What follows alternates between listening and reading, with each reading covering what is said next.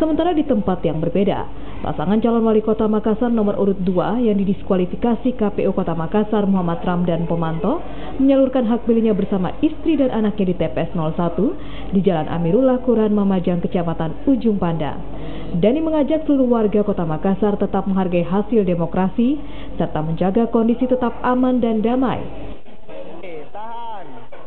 Apapun yang insya Allah sebentar hasilnya ya dalam perhitungan resmi, saya kira itulah yang Allah berikan kepada Kota Makassar.